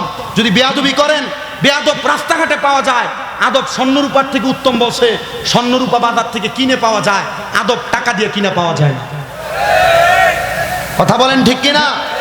এজন্য জঙ্গলদি মাদ্রাসার যত শিক্ষক আছে, আপনারা এলাকাবাসী রাজা বাদশাকে যেমন সম্মান করে, মাদ্রাসার শিক্ষকদের কেমন সম্মান করবেন, মাদ্রাসার ছাত্ররা শিক্ষকদের কেমন সম্মান করবেন। হুজুর কেন? মনে রাখবেন, আল্লাহ উলামা ওয়ারাসাতুল আম্বিয়া, ওলামায়ে কেরাম নবীদের ওয়ারিস। নবী দেখেন নাই, ওলামায়ে কেরাম দেখতেছেন। ওলামায়ে কেরামকে সম্মান করলে, নবীকে সম্মান করলে যে সওয়াব পাইতেন, আল্লাহ সে সওয়াব লিখে দিবে। জোরে সরে পড়ি সুবহানাল্লাহ। কিন্তু আমাদের সমাজ ওলামায়ে কেরামকে 2 টাকার মৌলবি বলে। হ্যাঁ বাবা, 2 টাকার মৌলবি বলে, যাদেরকে তুমি ডাকো এই মৌলবি তোমাকে সুপারিশ করে জান্নাতে নিবে। মৌলবীর এক কাপ চা খাওয়াও, লাভ হবে। মৌলবীর একটা সালাম দাও, লাভ হবে। কারণ আল্লাহ তাআলা এক একজন মৌলবীর হাতে অসংখ্য জান্নাতের টিকিট ঠিকাদারে দিয়ে দিবেন। বলে, হুজুর কি বলেন? আমাদের জন্য সুপারিশ, আমাদেরকে আল্লাহ ছাড়া কে রক্ষা করবে? বেশি উপরের ক্লাস লাগবে না, মাদ্রাসার ক্লাস 9-10 হাদিস এবং ফিকার কিতাব পড়ে দেখেন, একজন না 6 প্রকার ব্যক্তি আমাদের জন্য সুপারিশ করবে। 6 প্রকার। কয় প্রকার ব্যক্তি? 6 প্রকার ব্যক্তি সুপারিশ করবে। এর মধ্যে মিনান নাবিয়িনা ওয়াস সিদ্দিকিনা ওয়াস শুহাদাই ওয়াস সালিহিন, 1 নাম্বার নবীরা সুপারিশ করবে, আমাদেরকে বাঁচায় জান্নাতে নিয়ে যাবে। ওয়াস সিদ্দিকিন, সিদ্দিক যারা সত্যবাদী তারা সুপারিশ করবে। ওয়াস শুহাদা, যারা শহীদ তারা আমাদের জন্য সুপারিশ করবে। ওয়াস সালিহিন, যারা নেককার বান্দা আল্লাহর ওলি মাশায়েখে পীরে কামেল তারা আমাদের জন্য সুপারিশ করবে।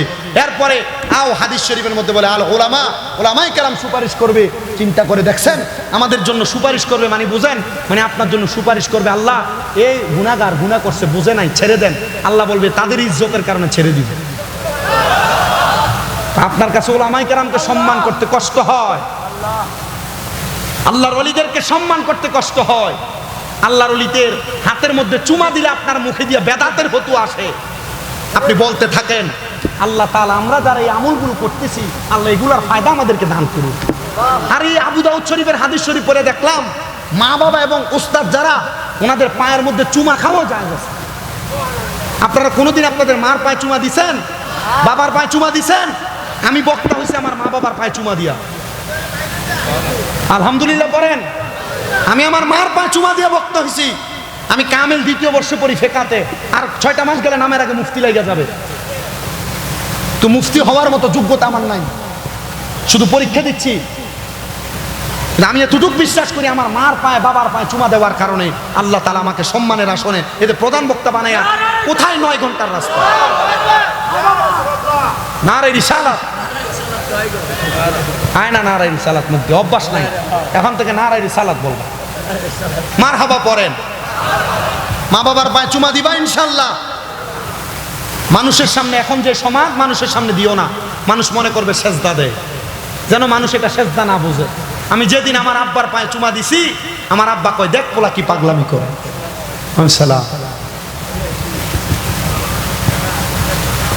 আচ্ছা এটা আমি পয়রা দিয়ে যাবো ইনশাল্লাহ। এখানে মিলাদ কেমন হবে? সব হবে। আপনাদের অসুবিধা হবে, কষ্ট হবে?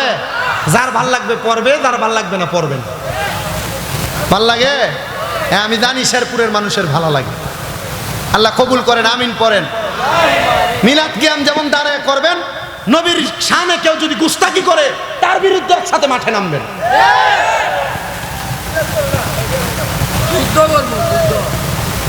আল্লাহ কবুল করুক। যুদ্ধের দরকার নাই, আমার ভাল লাগে, আমি মুহাব্বত দূর করি। যে পড়ে না এটা এর মা, এ পাগলার হাতে যদি একটা লাড়ি থাকতো আমি চিন্তা করি বাইরেই তো মানুষ। তাহলে আমার বাবারা, আমি আমার ওয়াদের যে জায়গায় ছিলাম, নবী রাহমাতুল লিল আলামিন নবী দুনিয়াতে আগমন করেছেন কি পরে? দুনিয়ার পোশাক না জান্নাতের পোশাক? জান্নাতের পোশাক পরে দুনিয়াতে আগমন করেছে। আমার নবীজির আম্মা জান বলে জগতের মানুষ শুধু আগমন করে নাই, আমি আমিনা তাকে দেখলাম দুনিয়াতে সন্তান আগমন করলে ওই সন্তানের মাথা আগে দুনিয়াতে আসে। কিন্তু আমার নবী মুহাম্মদুর রাসূলুল্লাহ যখন আগমন করলো, নবীজির কদম মুবারক আগে জমিনের মধ্যে লাগছে। আর নবীর কদম মুবারক যখন জমিনে লাগছে, তখন মক্কা নগরীর যেই নদীর মধ্যে পানি ছিল না, আল্লাহ তাআলা নবীর কদম মুবারকের সাদকায় পানি দিয়ে দিছে। যে গাছের মধ্যে ফল ছিল না, ওই গাছের মধ্যে ফল দিয়ে দিছে। যে গাছের মধ্যে পাতা ছিল না, নবীজির কদমের সাদকায় আল্লাহ তাআলা ওই গাছের মধ্যে ফুল আর ফল আর নদীর মধ্যে পানি দিয়া দিছে। জোরে বলেন সুবহানাল্লাহ। নবী যখন দুনিয়াতে আগমন করলেন, নবীর ফুফি আম্মা বলেন আমি তাকে দেখলাম মুহাম্মাদুর রাসূলুল্লাহর ঠোঁট মোবারক পটপট করে লড়তেছে। আমি দেখলাম রে দুনিয়ার কোন সন্তান জন্ম নিলে ওয়া ওয়া করে কান্না করে, কিন্তু মুহাম্মাদুর রাসূলুল্লাহর ঠোঁট মোবারকটা কেমন জানি নড়াচড়া করতেছে। নবীর ফুফি আম্মা বলে আমি মুহাম্মাদুর রাসূলুল্লাহর কানের সাথে কান, মুখের সাথে কানটা লাগাইলাম। আমি দেখলাম জন্মের পরে মুহাম্মাদুর রাসূলুল্লাহ ইয়া রব্বি হাবলি উম্মতি উম্মতি বলে কান্দে। জন্মের পর থেকে উম্মতি বলে কান্দে। হে জঙ্গলদির বাবা, ওই উম্মতি বলে কান্নওয়ালা নবীর মাদ্রাসার মাহফিলে বসেছেন আপনারা। ওই উম্মতের চিন্তা করে নবীর মাদ্রাসায় আপনারা বসেছেন।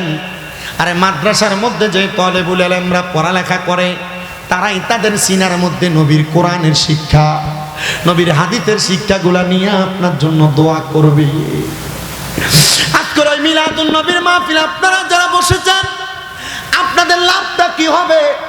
নবী আমার যখন প্রাপ্তবয়স্ক ইসলামের দাওয়াত দেন, নবীজির চাচা নাম তো আপনারা অনেকে শুনেছেন আবু তালেব আর আবু লাহাবের কথা, কিন্তু এরা নবীর উপর ঈমান আনেন নাই। কিন্তু আমার নবীজি যখন দুনিয়াতে জন্মগ্রহণ করেছে, নবীজির চাচা আবু লাহাব অথবা আবু তালেব, দুইটা নামের একটা আমার মনে পড়তেছে না হাদিস শরীফে বাণীটা। নবীজি তখন স্বপ্ন দেখলেন নবীজির চাচা জাহান্নামের আগুনের মধ্যে জ্বলতেছেন। আমার নবী প্রশ্ন করলেন, এ চাচা আপনার কবরে কেমন অবস্থা, আপনার সঙ্গে কবরে কেমন আচরণ করা হয়? উনি বলে আমার সঙ্গে কবরে বড় কঠিন আচরণ করা হয়, কিন্তু যেদিন সোমবার দিন আগমন করে, আমি চাচার মুখের মধ্যে আমার ডান হাতের শাহাদাত আঙ্গুলটা যখন ঢুকাই, আমার মুখের মধ্যে আমি একটা শান্তির শরাব পান করি। এ চাচা, কেন গো, কেমনে আপনি শান্তি পাইলেন জানতে চাই। উনি বলে, অন্য কোনো কারণে আমি শান্তিটা পাই না, একটাই মাত্র কারণ গো, একটাই মাত্র কারণ। যখন আমার কাছে আমার একটা দাসী ছিল, যার নাম ছিল সুহাইবা, ওই সুহাইবা আমি চাচার কাছে আইসা বলেছে, নবীর চাচা হযরত আব্দুল্লাহর ভাই, আপনার ভাইয়ের স্ত্রী আমেনার গর্ভ থেকে আপনার ভাতিজা আগমন করেছে, আর আমি নবীর চাচা আমার ডান হাতের শাহাদাত আঙ্গুল দিয়ে তার এইভাবে ইশারা দিয়ে বলছি, তোমাকে আযাদ করে দিলাম। আর আমার আল্লাহ তাআলা নবীর জন্মে খুশি হইয়া দাসীকে আযাদ করে দেওয়ার কারণে আমি চাচাকে সোমবার দিন আনন্দ, সোমবার দিন কবরের আযাব মাফ করে রাখে। চিন্তা করে দেখেন, নবীর চাচা ঈমান আনেন নাই, নবীর আগমনে খুশি হওয়ার কারণে আঙ্গুলের ইশারা দিয়ে দাসী মুক্ত করে দেওয়ার কারণে আল্লাহ তাআলা নবীর চাচাকে কবরের মধ্যে আযাব থেকে মুক্ত রাখেন। তা আমরা নবীর উম্মতেরা যদি নবীর মিলাদুন নবীতে খুশি হইয়া মাহফিল করি, তাহলে আমার আল্লাহ তাআলা আমাদেরকে কতটুক বড় বড় নিয়ামত দান করবে চিন্তা করে দেখেন। এ আমার জঙ্গলদের বাবা, ওই নবী রাহমাতুল লিল আলামিন নবীর উপরে আল্লাহ তাআলা কোরআন নাজিল করেছেন। ওই কোরআনের একটা আয়াতে কারিমা আল্লাহ তাআলা কোরআনুল কারিমে বলেন, ওয়া আবুদুল্লাহা ওয়া লা তুশরিকু বিহি শাইআন ওয়া বিল ওয়ালিদাইনি ইহসানা। আল্লাহ তাআলা ওই নবীর উপর নাজিলকৃত কোরআনে ঘোষণা করেছেন, তোমরা আমি আল্লাহর ইবাদত করো, ওয়া লা তুশরিকু বিহি শাইআ, তোমরা আমি আল্লাহর সঙ্গে কোনো কিছুর মধ্যে অংশীদার শিরিক করো না। আর আমার আল্লাহ তাআলা বলেন, ওয়া বিল ওয়ালিদাইনি ইহসানা, তোমরা তোমাদের মা বাবার প্রতি ইহসান করো। আমি আমার ওয়াজের শেষের দিকে যাচ্ছি। এ বাবা, আল্লাহর কোরআনে তিনটা জিনিসের কথা বলেছে। 2 নাম্বার শিরিক যেন না করে, শিরিক যেন না করে। আর 3 নাম্বার মা বাবার খেদমত, মা বাবার প্রতি ইহসান করার জন্য। সন্তানের দল আল্লাহর ইবাদত করলেন না, ওই 2টা করলেন, আপনি জাহান্নামী। আবার 2টা করলেন, মা বাবার খেদমত করলেন না, আপনি জাহান্নামী। এই জন্য আপনাদের সবার কাছে আপনার রে বাবা, আপনারা যদি আমার আল্লাহ তাআলার কাছে প্রশংসিত এবং দামি হইতে চান, আপনারা দুনিয়াতে নামাজ রোজার পাশাপাশি, শিরিক মুক্ত থাকার পাশাপাশি আম্মা আব্বার বড় খেদমত করবেন। আজকে আপনাদের এখানে আসার সময় আমি যখন এলেঙ্গা পার হয়ে কালীহাতের দিকে ঢুকতেছি, একটা ছেলে যশোর থেকে আমার ফোন দিয়া বলে, হুজুর আপনি একটু আমার আম্মার জন্য দোয়া করবেন।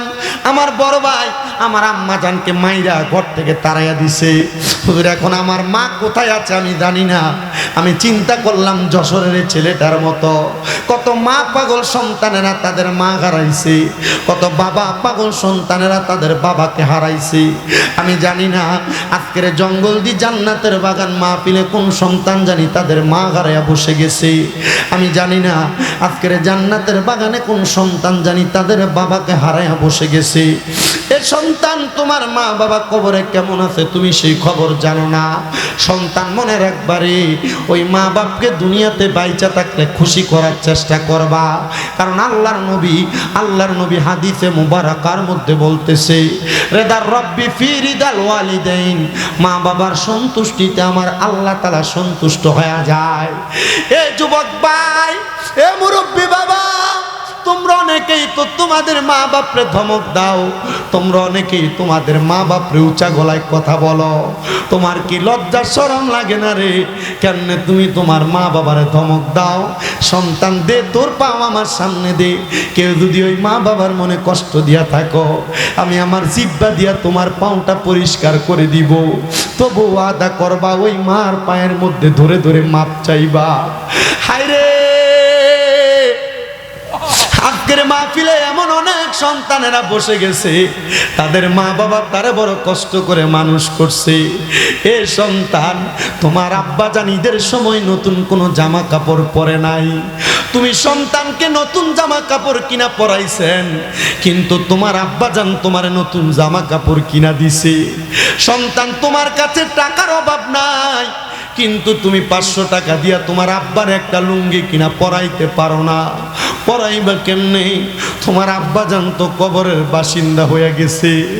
মার কাপড়ের আসলাটা চিরা ছিল, মার কাপড়টা চিরা, মা 10-5 টাকা কাপড় আসলাতে বাইন্দা রাখতো, তুমি সন্তানকে দিয়া দিত। ওই মা পান্তা ভাতগুলা খাইতো না। তুমি সন্তান রৌদ্র থেকে স্কুল মাদ্রাসা কাজ থেকে আসতে তুমি খাইলে তোমার পেট ঠান্ডা হবে বলে রাইখা দিত। এখন ওই মা জননী কবরে, সন্তান তোমার ঘরে কত মেহমান খানা খায়, কিন্তু তুমি তোমার মার একটু খানা মুখে তুলা দিতে পারো না। হায় রে আমার বাবা,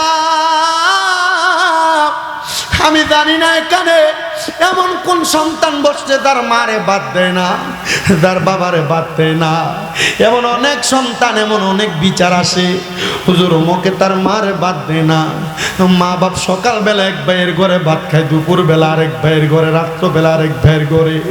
তোমার মার ঘরে তুমি 5-6 জন সন্তান ছিলা, তোমার মা বাবা দুইজনে মিলা তোমরা 5-6 ভাই বোনরে নিজে না খেয়ে খাওয়াইছে। কেমনে রে তোমরা ওই মা বাপরে জুদা করে দিছ? হে আব্বাজি, মা বাপরে খাওয়াইলে তোমার সম্পদ কমবে না। আল্লাহ নবীজি শিখিয়ে দেয়, কোন সন্তান যদি তার মার জন্য বাবার জন্য 1 দিরহাম খরচ করে, আল্লাহ তাআলা তারে লক্ষ কোটি গুণ বাড়ায়া দুনিয়াতে সম্মানিত করে দেয়। হায় রে, কেউ যদি ওই মা বাপরে কষ্ট দিয়া থাকো, দে তোর পাও আমার সামনে দে, আমি তোর পায়ে দিব্যা লাগে লাগে আমি পরিষ্কার করে দিমু। কারণ কি জানো, মা বাবার মনে কষ্ট দিয়া শুধু শামীম রেদা না, শুধু শেরপুর, জামালপুর, ময়মনসিংহ ডিস্ট্রিক্টের বড় আলেম দিয়া ওয়াজ করাও কোনো লাভ হবে না। কারণ ওই মা তোমার জন্য জান্নাত, ওই মা তোমার জন্য জাহান্নাম। মা বাপরে যদি খুশি রাখো জান্নাত পাইবা, মা বাপরে যদি কষ্ট দাও জাহান্নাম জাহান্নাম। কারণ সাখাতুর রব্বি ফি সাখাতিল ওয়ালিদাইন, মা বাবার অসন্তুষ্টিতে আমার আল্লাহ অসন্তুষ্ট হয়ে যায়। আজকের মাহফিলটা কবুল হবে কিনা এটার গ্যারান্টি কেউ দিতে পারবে না রে যুবক, কেউ দিতে পারবে না রে মুরব্বী বাবা। আমি জানি না পর্দার অন্তরালে কোন মহিলাটা বসে রয়েছে, তার মা কবরে, তার বাবা কবরে। আজকের মাহফিল তখন মনে করবা কবুল হয়েছে যখন শুনবা এলাকার কোনো মুরব্বী আগামীকালকে চা দোকানে বৈশা বলে, হ্যাঁ এই শামীম রেদা কুমিল্লা থেকে 9 ঘন্টা 9.5 ঘন্টা জার্নি করে আসছে, সে বলে গেছে মা বাবারে কষ্ট দিলি আল্লাহ তাআলা কষ্ট পায়, জান্নাত পায় না সন্তান। সন্তান যদি শোনো এলাকার কোনো মুরব্বী দোকানে বইসা বলে, হ্যাঁ আমার সন্তান কোনোদিন আমার সাথে কোনো বিয়াদবি করে নাই, তবু আসি না যাই আমি বাবার পায়ে ধরে মাপ চাইছে, মনে করবা মাহফিল কবুল হয়ে গেছে। যদি কোনো মহিলা একজন আরেকজনকে বলে, আমার সন্তান কোনোদিন আমার সাথে কোনো অন্যায় করে নাই, তবু আমার সন্তান ওয়াজ শুনে বাড়িতে যে আমার পায়ে ধরে মাপ চাইছে, মনে করবা মাহফিল কবুল হয়ে গেছে। বলে হুজুর, যাদের বাড়িতে বাবা আছে তারা বাড়িতে যাইয়া বাবার পায়ে ধরে মাপ চাইবে, আমার তো আব্বা নাই, আমি কার পায়ে ধরে মাপ চাইবো? এ সন্তান অনেকে চিন্তা করতেছো, হুজুর যাদের বাড়িতে মা আছে তারা বাড়িতে যাই আমার পায়ে ধরে মাপ চাইবো। হুজুর আমার তো মা নাই, আমি কার পায়ে ধরে মাপ চাইবো? আল্লাহ তুমি তাকে দেখো, এই শেরপুর জেলার অন্তর্গত শেরপুর সদরের জঙ্গলদি মাদ্রাসা ময়দানে কত এতিমেরা বসছে তার আর মা নাই, কত এতিমেরা বসছে তার আর বাবা নাই। আল্লাহর নবী বলে, কোন সন্তানের বাবা মা মারা যাওয়ার পরে ওই সন্তান যদি চোখের মধ্যে একটা পানি ফোঁটা ফালাইয়া দিয়া কান্দে, ওই পানি মাটিতে পড়ার আগে আল্লাহ তার মা বাবার জীবনের গুনাহ মাফ করে দেয়। এরে পর্দার আড়ালের মা, মা বাবার বাড়িতে গেলে আগে বাবা তোমার দিয়ে আইসো বইলা ডাক দিত, এখন বাবার বাড়িতে গেলে সবার মুখ দেখা যায় কিন্তু আব্বার মুখটা দেখা যায় না। মারে মা, বাবার বাড়িতে গেলে আগে মা তোমার টান দিয়া বুকে নিয়ে কপালটার ভিতরে সুমা দিত, মাগো বোরকাটা খুলিস পরে আগে 2টা লোকমা খায়ালো বইলা তোমার ডাক দিত। এখন মা কবরে, কেউ একবার খবর লয় না। আল্লাহ জানি না রে কার মা কবরে, জানি না রে কার বাবা কবরে কান্দি। এই মুবাজ্জল পাগলার মতো মা বাবারে তারা বসছ রে, আল্লাহর কাছে দোয়া করো, রব্বির হামহুমা কামা রব্বায়ানি সগীরা ওয়া কুর রব্বির হামহুমা কামা রব্বায়ানি সগীরা। আল্লাহ, ইয়েতিম সন্তানগুলা তারার মারে তারার বাপরে এই শেরপুরের এই জঙ্গলদির গুরুস্থানে 3.5 হাত মাটির কবরে বিছানা না বিতে শুয়ে দিতে, যেই মা দামি খাটে ঘুমানোর কথা, যেই বাবা দামি কাঁথা গায়ে দিয়া দামি কম্বল গায়ে দিয়া করে ঘুমানোর কথা, আজ ওই মা বাবা কবরে মাপ চাই তোমার দরবারে গো আল্লাহ। এমন আম্মা আব্বার কবরে তুমি আর আযাব দিও না। সন্তান মা বাপ তোমার জায়গা জমি দিয়া গেছে, লাখ লাখ টাকা কোটি কোটি টাকা দিয়া গেছে। সন্তান ওই টাকা পয়সা পাইয়া তুমি দুনিয়াতে বসবাস করো, ওই টাকা পয়সা পাইয়া দুনিয়াতে আনন্দ ফুর্তি করো। ওই মা বাবা কবরে কেমন আছে জানো না, ওই আম্মা কবরে কেমনে শুয়ে রয়েছে জানো না, ওই বাবা কবরে কেমনে শুয়ে রয়েছে জানো না। বাবা তুমি কেমন আছো ছোট মাটির ঘরে, তোমার কথা হৃদয় মাঝে পড়ছে বারে বারে।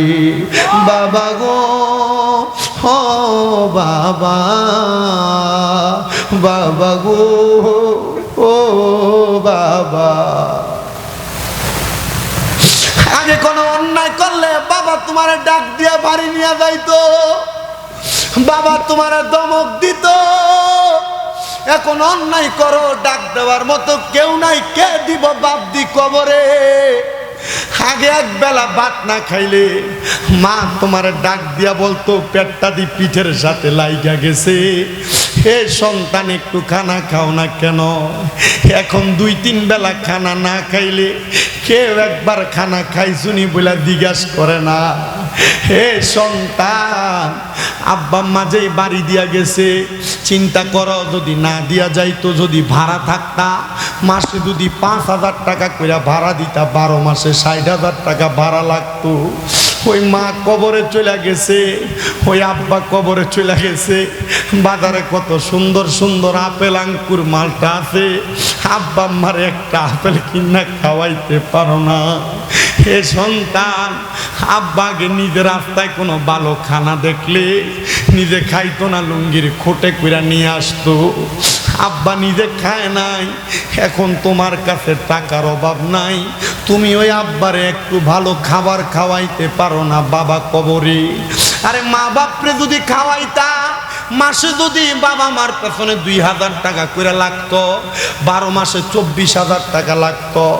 মা বাপ যে কবরে চলে গেছে, মা বাপ যদি বাইতা থাকতো, ঔষধ যদি কিনা খাওয়াইতা মাসে 1,000 টাকার, 12 মাসে তো তোমার 12,000 টাকা লাগতো।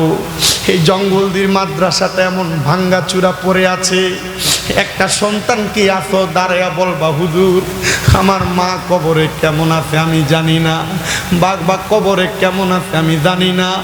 আল্লাহ তাআলা আমার আব্বা আম্মার কাছ থেকে আমার অনেক সম্পদ দিছে, বাবা মা থাকলে খাওয়াইতাম। আমি একটা সন্তান, আমার আব্বা আম্মার জন্য দোয়া চাই, আমি এই মাদ্রাসার জন্য 10,000 টাকা দান করব। পারলে নগদ এখন দিবেন, না পারলে 1 মাস পর, 2 মাস পর, 5 মাস পর দিবেন, 1 বছর পর দিবেন। একটা সন্তান শুধু ওয়াদা করেন, হুজুর আমি আমার মাকে বড় ভালোবাসি, বাবারে বড় ভালোবাসি, আমি 5-10,000 টাকা দিব। 1 নাম্বার আছেন নাকি কোনো ধন্য মায়ের ধন্য সন্তান, ধন্য বাবার ধন্য সন্তান এই মাদ্রাসার জন্য 10,000 টাকা দান করে?